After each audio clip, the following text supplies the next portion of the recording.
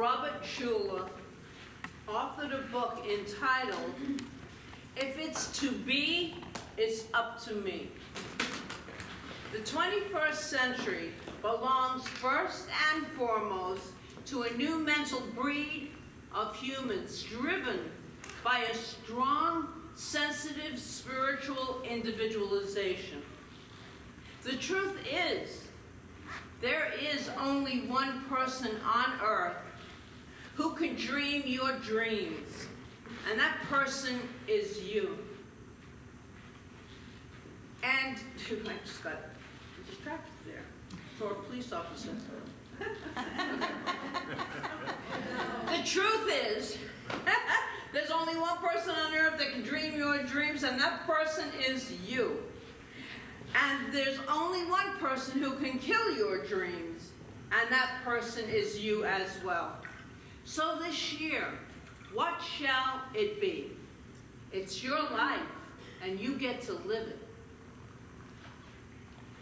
This year, will you do that consciously, intentionally, and on purpose?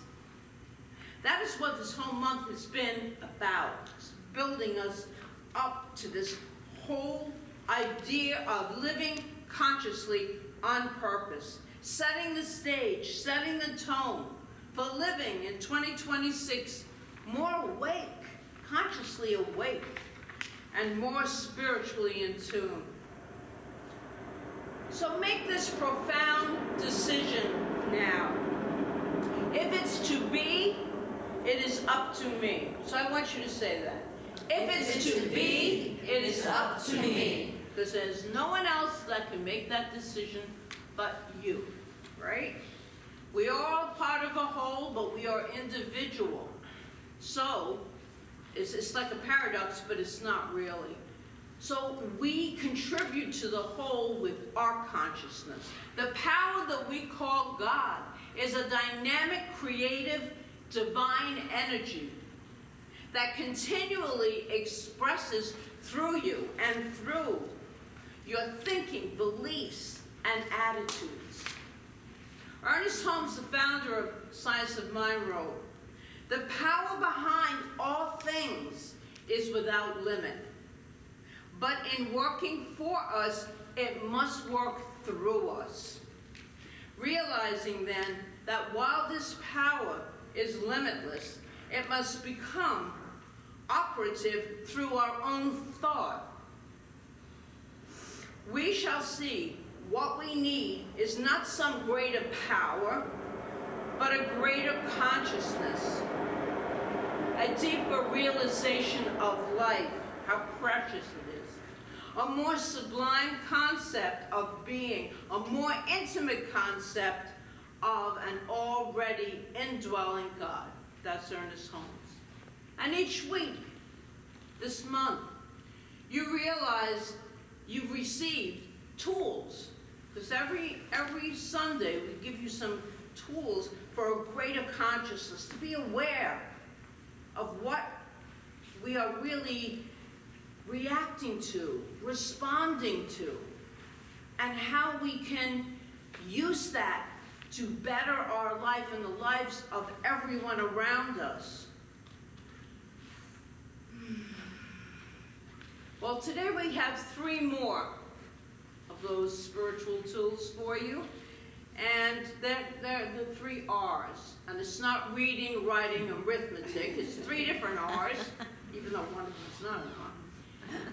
It's a more intimate concept of an already indwelling God.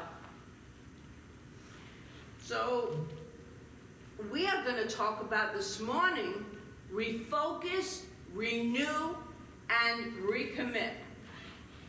Refocus your awareness, renew your mind, and recommit your heart.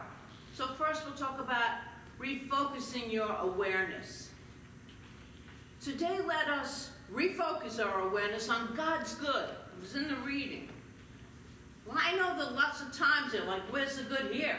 I don't see any good here. I just see chaos and hatred here. I see a lot of fear here. But in the middle of everything, this spirituality is leading us, guiding us to see more good in everything. There's good in everything if we but be open to it. So our thoughts, we must refocus our thoughts so that they contribute to the good of the whole. What we focus on, we know grows. So if we're focusing on hatred and fear, then we're going to get more hatred and fear in the world, in our lives, in our individual lives. At Luke 11:14, the scripture says, "The lamp of your body is your eye, and therefore your eye is bright. Your whole body will also,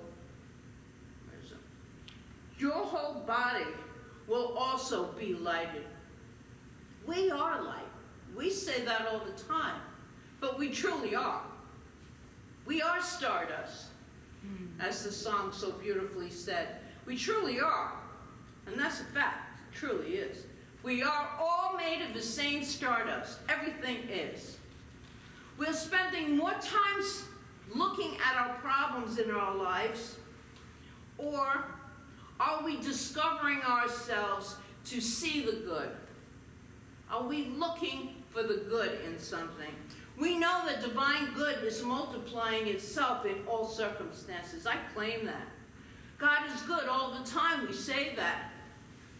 And God and good are synonymous. They both mean the same thing. God is everywhere present. It's omnipresent right now. And this good of God is the good that exists everywhere, even in the most challenging situations. When we don't see the good, it's not because it's not present, but we are simply not aware of the good present. It's the observer effect. If you don't see it, it doesn't happen. No, it's still taking place. But when we see it, when our awareness is opened up, that's how we strengthen and expand and evolve our consciousness. Now, I've told this story before, and I'm going to tell it again now. The Bible story of David and Goliath. It offers a powerful message for us, even today. In the story, David, at the time a small shepherd boy, was bringing food to his brothers, who were Israelite soldiers. Under King Saul's command, he heard of a giant Philistine soldier, Goliath, who was terrorizing the Israelites.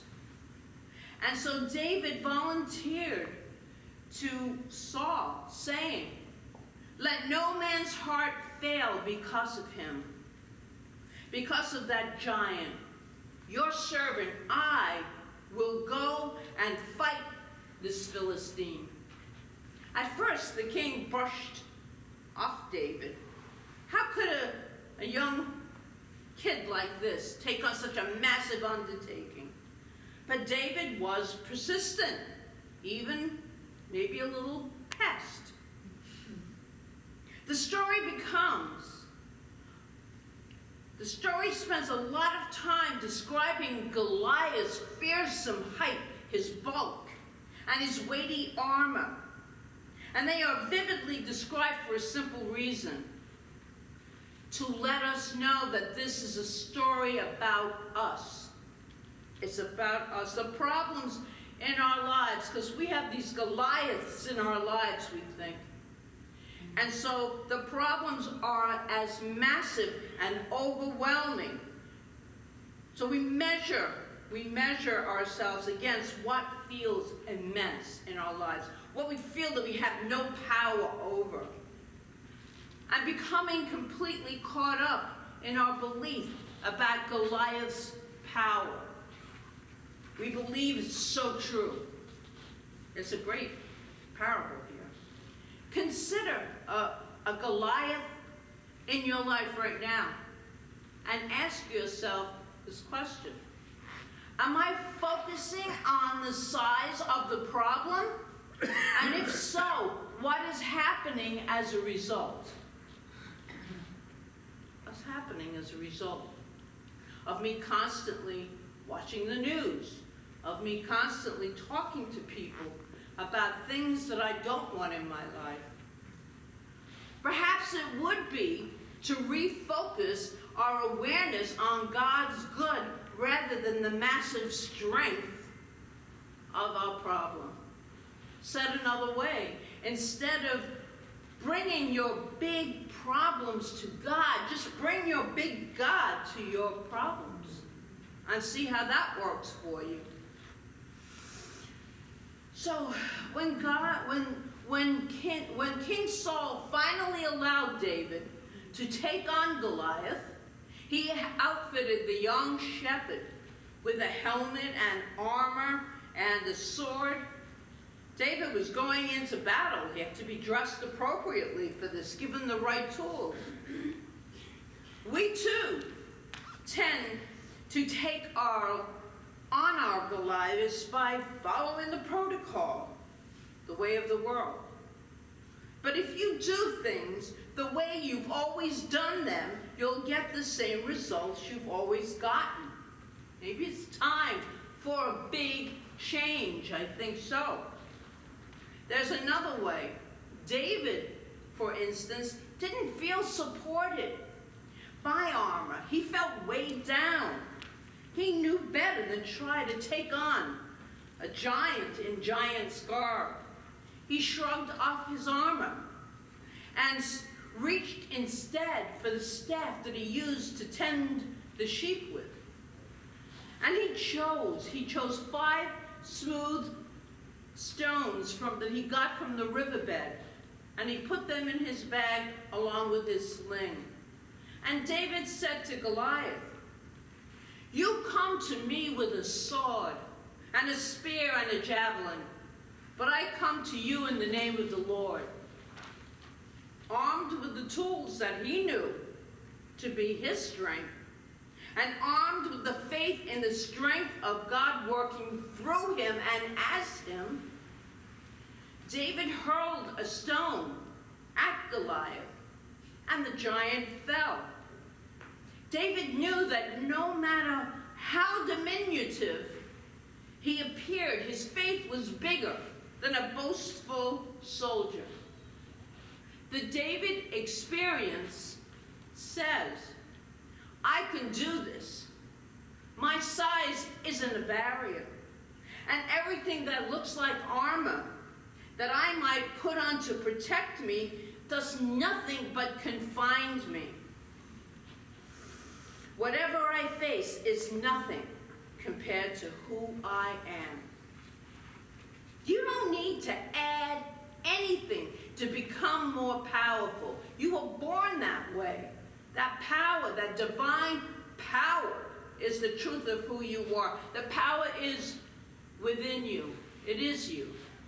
And it is greater than we can ever know. Choose to refocus your awareness on this, on that. Refocus your awareness by reminding yourself there is no problem confronting me that can begin to match the awesome power of the God within. I lean on that truth. I really do. I lean on that truth because I have myself, I can't do anything really. But when I lean into the truth of who I am, that power of God that is me, then I know all things are possible. Nothing can limit me. And so that moves us into renew, the second one, your mind. The greatest new thought statement in the Bible says, "Be ye transformed by the renewal of your mind." It's a true story. One who renewed her mind to transform her life from poverty and struggle to great success. Several years ago, an important speaker addressed the student body. of a small college in South Carolina. The auditorium was filled with students excited about the opportunity to hear this esteemed person speak. After the governor gave an introduction, the speaker moved to the stage and looked out at the audience from left to right, taking in everyone's face. And then she began to speak. I was born to a mother who was deaf, who could not speak. I do not know who my father was, and I still don't. The first job I ever had was in a cotton field. The audience was spellbound. She continued, nothing has to remain the way it is if that is not the way we want it to be. It isn't luck, and it isn't circumstances, and it isn't being born in a certain way that causes a person, a whole future, to unfold and become what it becomes. And she softly repeated, nothing has to remain the way it is if that's not the way we want it to be. We all have to do, all we have to do is change a situation that brings unhappiness or dissatisfaction is to answer the question, how do I want the situation to be? And then we must commit totally to the personal actions that carry us there. Then her beautiful face, the smile on it, shined beautifully. And she said, my name is A.Z. Taylor Morton. I stand before you as the treasurer of the United States of America. She decided a long time ago that her story, that we were born into these stories, was not going to be her story if she didn't like it the way it was. So she changed her story. There's a huge freedom in that story, huge freedom. It is what makes New Thought so powerful to so many people, definitely to me. We don't have to remain in a life if we don't like the way it is. We need the courage to move out of it, to change it, to take the actions, to make it what we want it to be. And I know many of us have done this. And it is you have to be very courageous to make that big change. But the benefits are unbelievable and they're limitless. There's nothing that can stop you from being who you want to be when you make that decision. It's never too late, by the way. Never too late. Don't let the belief that age, money, or any other lack or limitation can stop you. Because nothing can stop you, only yourself, really. I'm here to tell you that if you are truly dissatisfied with what is happening in your life, only you can change it. Really. So, it is so worth making that change. So worth it if you don't like that situation. But then you have to totally commit to personal belief that your success and the actions that will carry you there, that is the third R for this morning. That is the third R. And then recommit your heart. That was the second. This is the third. Recommit your heart. To what? To the belief and actions that support your living life. And a good place to start would be the basic tenets or principles of science of mind. First, take a personal inventory of your spiritual practices. Are they working for you? Are you doing them? It's the perfect place to refine them, to retool them to where they are serving you. I'm talking about meditation, prayer, reading, contemplation, anything that brings you this upliftment and connects you consciously to the greatness that you are. Perhaps work with a practitioner or a spiritual counselor, I sure do, to keep you on track, to make sure you're on track. They have been trained for many years in this spirituality, and they really know the tools to get us unstuck when we feel a little stuck. For example, I knew a man who embarked on an exercise regime, and after several weeks, he went to the trainer and he said, "I'm making great progress. I started by holding a 5-pound potato sack, each of my hands, and I held them out. And then, a few weeks later, I moved to a 10-pound potato sack, and then to a 50-pound, with my arms straight out for as long as I could, until eventually I got to a 100-pound potato sack.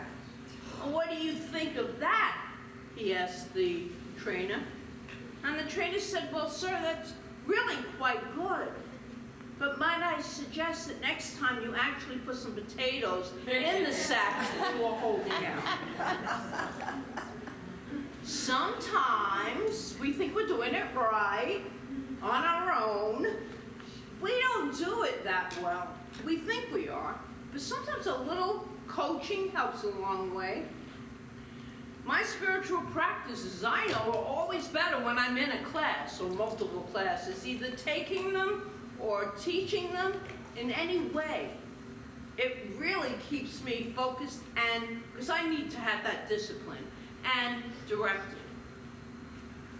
So this morning I invite you to recommit your heart to the basic tenets that will lead you to a greater life. As Marianne Williams says, we're not meant to play small. We are not. Don't underestimate yourself. Now, I put in all of your bulletins, sorry, those in video land, but you can look it up in I think it's the Living the Science of Mind. It's what we believe. It's the whole spiritual philosophy just about of what we believe.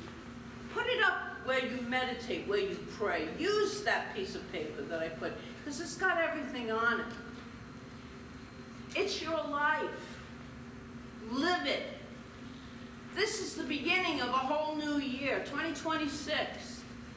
A new year full of possibilities and potentiality. Our decisions to be fully aware, alive, on the fact that God's good is always present, it's always there, it's always giving.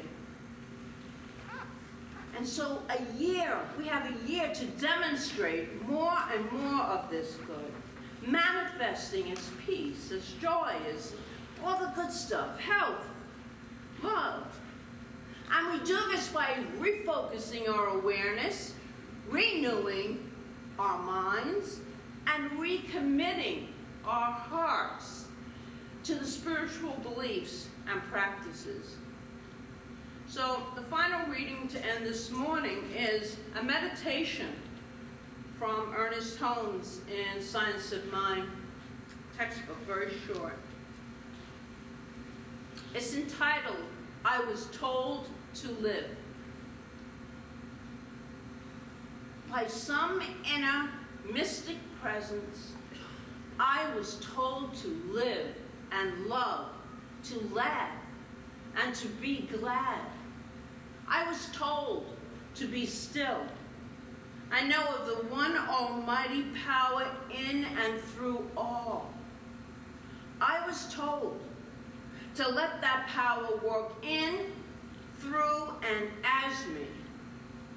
I believed that voice, and I received my good. I I invite you to be open and receptive to the infinite possibilities that surround us, that are always present. That we think, oh no, that can't happen. Yes, it can. All things can happen if we choose correctly, if we use our right thinking mind, and that's the mind that's connected with the allness of the omnipresence and all-powerful God. Consciousness, energy, whatever you want to call it. So it comes down to how do you want to live your life? Because only you can choose that. And very important, and then live it. Carry out that action. Live it. And so it is.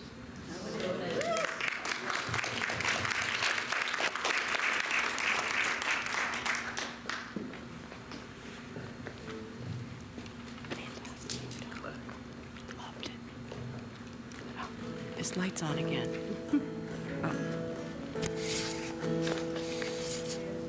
I am so blessed. I am so blessed. I am so grateful for all that I have. I am so blessed. I am so blessed. I am so grateful.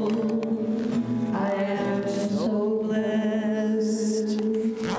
As you gather your offering, would you please join with me in saying the offertory blessing?